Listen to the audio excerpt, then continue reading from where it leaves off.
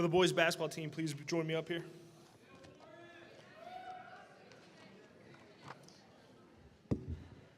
Before I begin, there's some people I'd like to thank as these guys walk up here.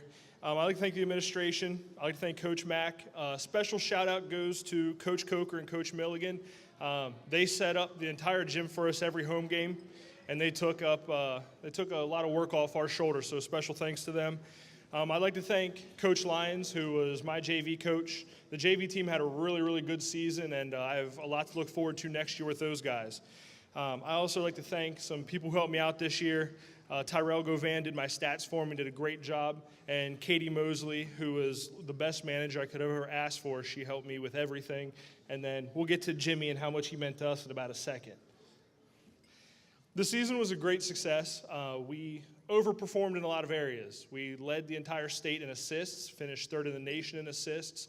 We were second in the entire state in field goal percentage, and that shows you what kind of style of basketball we played. We were projected to go 10-13 this season, and we went 18-7 and finished third in the conference. So we had a great season. A lot of people didn't expect very much from us. We lost about 7 seniors and about 90% of our offense, so we had some big holes to fill, and this group of young men filled those holes very, very well.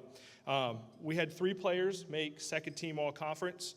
First one, and this guy finished third in the conference in scoring at right around 18 points a game. That is Paul Whitby.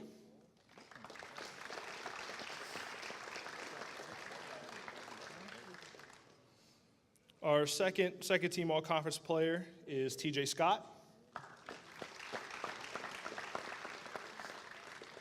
And our third second team all-conference player is Kimarcus Key.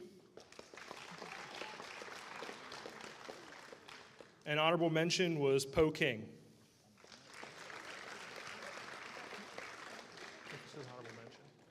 Now, you could have made an argument for any of those guys being first team all-conference. I'll get to their stats, some of these guys' stats in a second, but for the numbers they put up, you could have made an argument for any of these guys being first team all-conference. We had the best win percentage overall in the conference, and as Coach Sheen alluded to, it's kind of like Survivor out there, and we should have had at least one all-conference player, but sometimes it's how it goes.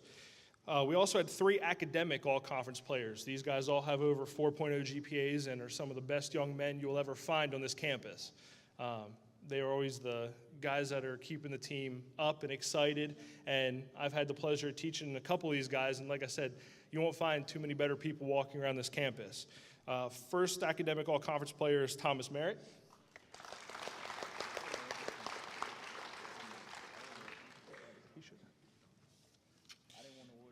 Second is Jack Neville. And third is Zach Vincent.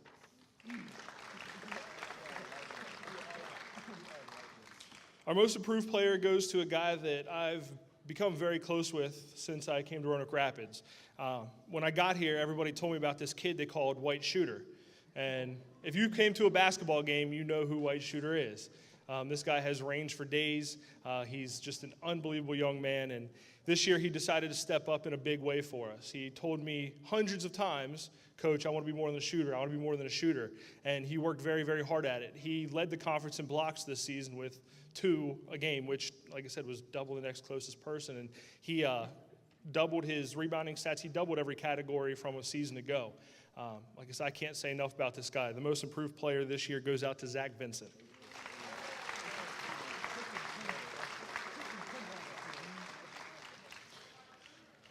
The Coaches Award was probably the hardest for me to give because we have a lot of great young men on this team.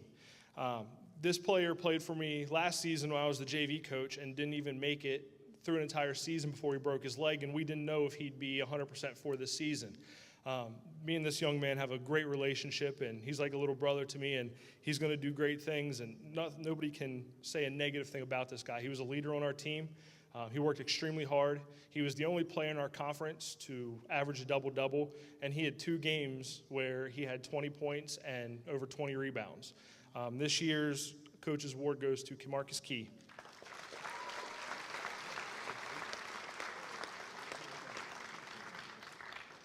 Before I get to the Most Valuable Player Award, the next award goes to a very, very important person to Roanoke Rapids basketball. If you ever step into our gym for a practice, you'll hear music playing from the corner. You'll see him dancing. You'll see him singing. If you're at a basketball game, you'll hear him yelling at me if we're losing. He's my biggest critic. He's happy when we're winning, and he loves to tell me when I'm doing something wrong. He is literally the heart of this basketball program. He's a great young man, and this season would not have been what it was without this guy. So the Basketball Manager of the Year goes to Jimmy Hasilla.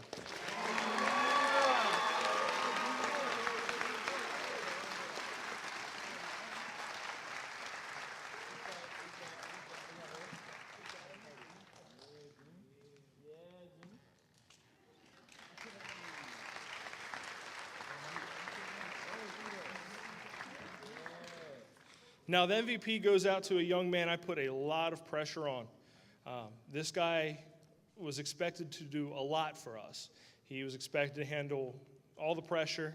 I told him I want him to be the best point guard in the entire state, and he exceeded those expectations. He actually led the entire nation in assists with over 11 a game. He led the entire nation in the category, regardless of classification, 4A, 3, it doesn't matter. He led the entire nation. There's not a better point guard in this state or anywhere for my money. I'm telling you, this guy was unbelievable. I challenged him every day at practice to be better, and he didn't care about his stats. When you have a player averaging over 11 assists a game, that tells you what kind of basketball player they are. He almost averaged a triple-double. And like I said, him not earning first-team all-conference was mind-blowing, and a lot of teams didn't have an answer for this kid. It's going to be hard to replace him next year, and I'm sure going to miss him. This year's MVP goes to TJ Scott.